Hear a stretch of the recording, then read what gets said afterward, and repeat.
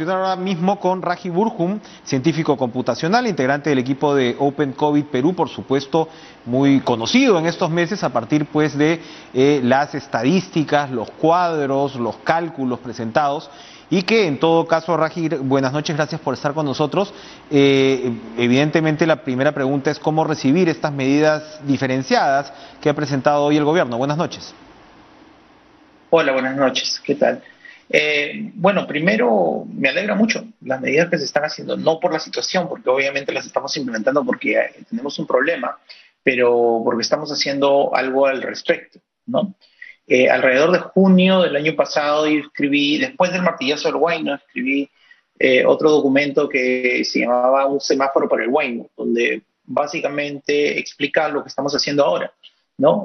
Son las medidas, es una implementación de un semáforo epidemiológico, como los que se estaban haciendo en otros países y se usan desde junio o mayo del año pasado, y que también en su momento lo planteé al gobierno, lamentablemente no se utilizó, pero ahora se está utilizando, ¿no? Es ese concepto del Huayno, donde tenemos que estar ajustando y desajustando por cada región o por cada distrito idealmente, basado en los indicadores, ¿no?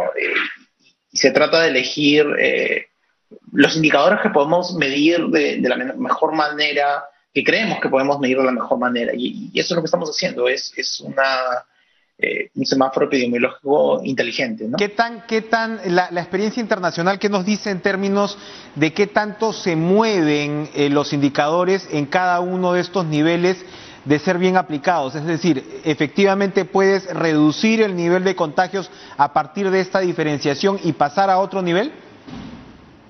Depende del país. Hay países que utilizan 7 días, hay 7 días, una semana o 2 semanas. Hay resultados mixtos, ¿no? Hemos tenido resultados buenos, resultados malos. Prácticamente es una estrategia que se utiliza en todo el mundo, ¿no? Entonces, esos indicadores basados en este caso, el sistema, estamos mirando pruebas PCR, estamos mirando el RT, ¿no? Las pruebas PCR, la positividad de las pruebas PCR me dice si estoy haciendo suficientes tests, ¿no? Entonces, ese es uno de los indicadores que utilizamos. El otro indicador que estamos utilizando es el RT, que me dice si el virus en esta zona está creciendo o se está reduciendo. El otro indicador que estamos utilizando, hay 2 indicadores económicos que básicamente dan una variación para ver cuál sería el impacto de cerrar o de ajustar más en esa región, y creo que están influyendo bastante en la decisión para Lima Metropolitana. Entonces, en fin, lo que sucede es que ya no es una caja negra donde te digo simplemente voy, te encierro, te quito cosas y no sé por qué, sino te estoy explícitamente diciendo cuáles son los indicadores, cuál es la medida en ese momento, y el resultado es que te cambio, ¿no? De un nivel a otro nivel. Lógico. Resultados que tienen que ver además con el nivel de cumplimiento de la población y demás. Vamos a ir a una pausa, pero te dejo con este interrogante. ¿Estamos realmente en una segunda ola? Los indicadores, ¿qué nos dicen? ¿Y en qué punto de esa segunda ola estamos, comparado, por supuesto, con el nivel crítico de lo que fue agosto del año pasado? Volvemos tras la pausa. Volvemos con Raji Burhum. Yo quería aclarar, Raji, el tema de la segunda ola, ¿no? Hoy se ha referido el presidente, en realidad, de un rebrote entrando una segunda ola, pero cuando uno ve el gráfico ya de la cordillera de la pandemia en el Perú desde que se inició, uno observa, por ejemplo, picos hacia finales de mayo, picos en la quincena de agosto, y luego habías tenido un descenso, si bien sostenido, habías entrado una suerte de mesetas, pero claro, estamos hablando pues de picos de 9.000, 10.000 casos para agosto, y ahora los promedios estamos en los últimos días en 2.000, 2.200, claro, con 2.800, ¿no?, en algunos días de contagios.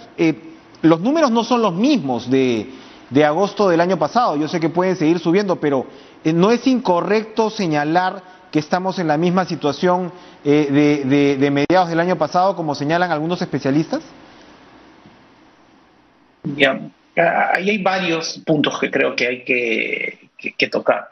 El principal es que cuando miramos cosas, y sea el que sea el indicador, cuando lo miramos a nivel nacional, estamos viendo no un brote, sino varios brotes combinados.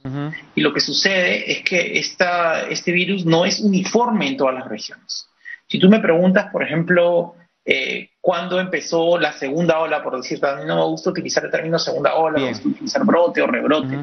Y si me preguntas cuándo sucedió eso en Piura, por ejemplo, yo te diría que es a finales de noviembre, ¿no? Pero esa región a finales de noviembre estaba de esa manera. Pero, digamos, otras regiones estaban bien. Y Ancash, creo, si no me equivoco mucho, pero ahora Ancash está mal.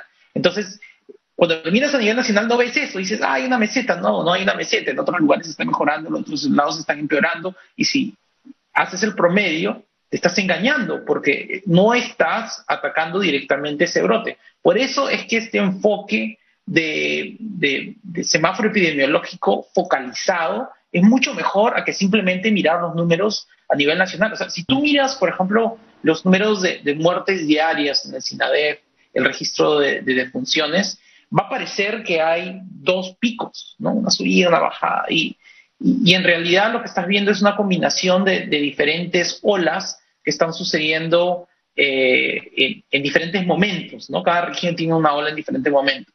Sí es verdad que hay influencias acerca de población y digamos, restricciones que se soltaron y se volvieron a ajustar, que causan un pequeño cambio, pero en realidad cada región tiene su propia ola, ¿no?